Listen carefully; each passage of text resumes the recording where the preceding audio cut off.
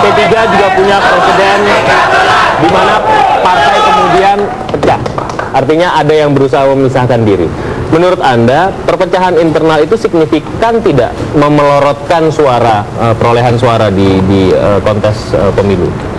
Ya, saya akui pengaruhnya ada, tapi tidak cukup signifikan. Jadi justru kita mendapatkan manfaat secara tidak langsung dari konflik-konflik atau katakanlah perpecahan seperti itu, karena kemudian kami, kader-kader partai, kemudian disadarkan bahwa ini adalah pelajaran yang sangat berharga bagi kami, dan sekaligus juga mendewasakan kami dalam bagaimana mengelola konflik, karena partai politik memang tidak terhindarkan dari konflik-konflik yang ada, karena disitulah sumber berbagai kepentingan saling dipertarungkan begitu ya. Jadi memang ada pengaruhnya, tapi tidak cukup signifikan bagi keutuhan partai. Justru kami akan semakin matang dengan gesekan-gesekan seperti itu. Ya, konflik. Berarti konflik jualannya gitu kan? Nah, begini Mas, sebenarnya konflik itu hal yang lumrah, tidak hanya di partai politik. Tapi ini udah serius loh. Ketika Dewan Syuro memecat ketua Dewan Tanfis itu masalah yang serius, bukan masalah. Iya, tapi penyelesaiannya kan damai. PKB by the bell karena dipaksa untuk bersatu, kalau tidak nggak akan ikut pemilu oleh KPU dan Dekumham. Iya, yang penting itu adalah bagaimana menyelesaikannya. Apakah menyelesaikannya itu peaceful atau pakai kekerasan? Kalau film itu happy ending gitu ya? Ya, ini happy ending. Saya belum lihat happy-nya soalnya. Jadi sebenarnya begini Mas, kita lihat saja. Tidak hanya partai politik yang konflik, sebuah acara di stasiun televisi aja itu bisa terbelah-belah. Misalnya bisa kita sebut, mohon maaf saja, misalnya Republik Mimpi saja itu bisa terbelah 3 Mas. Nah gitu, apalagi partai politik gitu. Padahal itu baru mimpi ya? Nah itu baru mimpi saja sudah pecah gitu. Yang mana mau interupsi? Nah, silakan. Bagaimana PKB akan menciptakan perdamaian, keadilan, sementara visi Dewan Syuro dan Tanfis sendiri tidak bisa bersama? Bahwa demokrasi di PKB itu tidak ada. Padahal PKB itu menjunjung tinggi nilai-nilai demokrasi dan menjunjung tinggi HAM. Contohnya, PKB sendiri tidak pro sama perempuan. Yeni Wahid yang sudah Watim-Pres itu masuk di sekjen dipecat lagi. Contoh, nggak ada perempuannya di sana itu.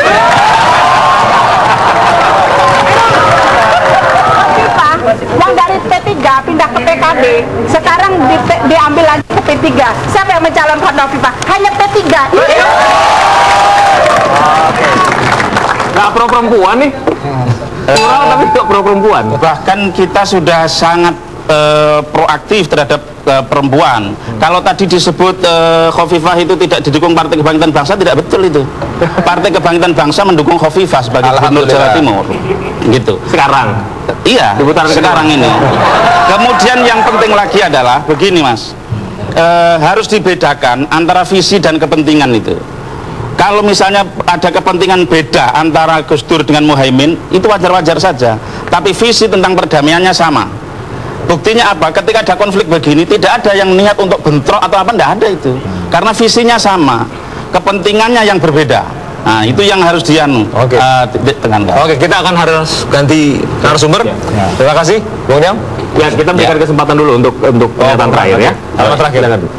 Ya, jadi intinya saya pikir biarlah masyarakat khususnya kaum Nahdliyin yang bisa menilai, tapi saya pikir baik P3 maupun teman-teman di PKB, saya pikir kita memiliki kewajiban moral untuk bagaimana menjalankan, mewujudkan nilai-nilai yang selama ini menjadi tujuan NU secara khusus dan bangsa Indonesia ini secara umum. Jadi fastabiqul khairat lah, kita berlomba-lomba untuk kebaikan demi kesejahteraan masyarakat kita semua. Terima kasih. Sudah cukup ya. Kita balik. Oke. Saya akan undang Bung Romi, silakan Bung. Bung Hanif silakan. Oke. PKB teladan, bawa amanah rakyat,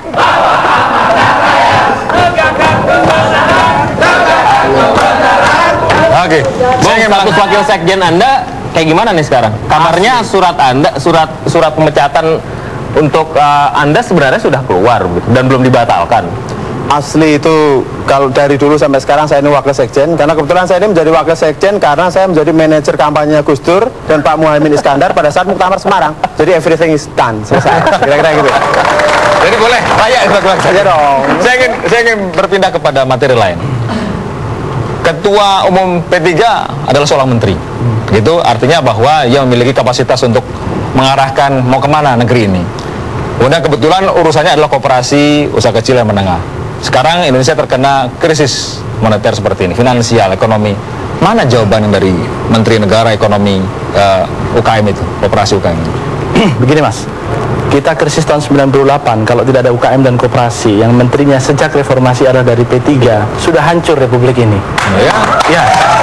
Karena apa? Kenyataannya UKM dan koperasi kita adalah penyangga. Tapi sekarang 54% dari PDB kita dihasilkan oleh UKM, jangan lupa. Pada saat krisis, 70% dari industri besar kolaps. Dan yang bisa menyangga dan terus menggerakkan roda ekonomi adalah UKM dan koperasi. Tapi sekarang nggak ada suaranya.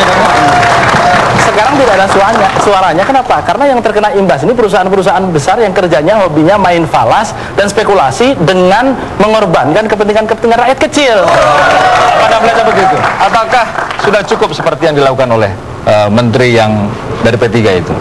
Ya, kalau saya melihat gini, sebenarnya kan secara keseluruhannya memang masih banyak persoalan yang ada di Republik ini. Bahwa mungkin teman-teman di P3 lewat kementeriannya sudah melakukan suatu, terus kemudian PKB dengan kementerian yang ada di PDT, di Transmigrasi, dan juga mungkin teman-teman partai lain sudah melakukan sesuatu juga untuk masyarakat. Ada memang wakil ketua DPR bidang kesra memang agak berat.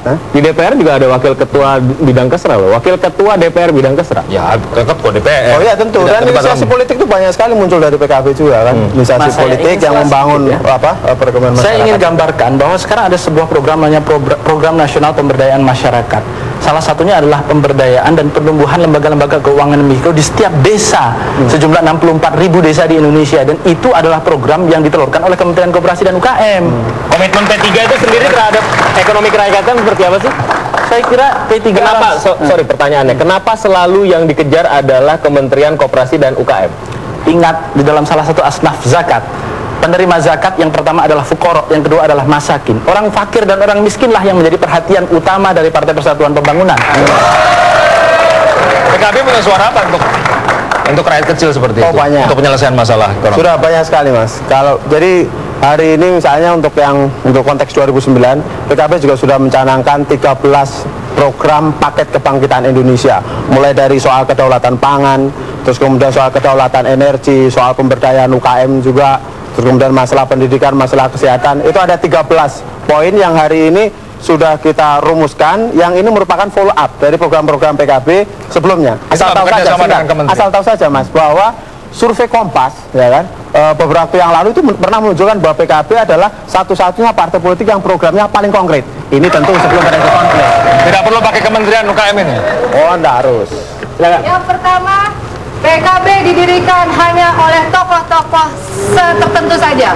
Yang kedua, bagaimana PKB mengatasnamakan Nahdien jika dia tidak berbasis Islam, berasas Islam? Ini namanya sebuah kebohongan publik. Bagaimana saat ini Indonesia, bangsa Indonesia sedang menghadapi krisis kedua? Bagaimana PKB berpikir tentang mengatasi krisis jika di internalnya sendiri tidak bisa menyelesaikan krisis di dalamnya? Ya, saya kira itu pertanyaan yang tidak terlalu berat. Kebetulan saya bawa buku. Baru keluar. Mengapa harus memilih PKB?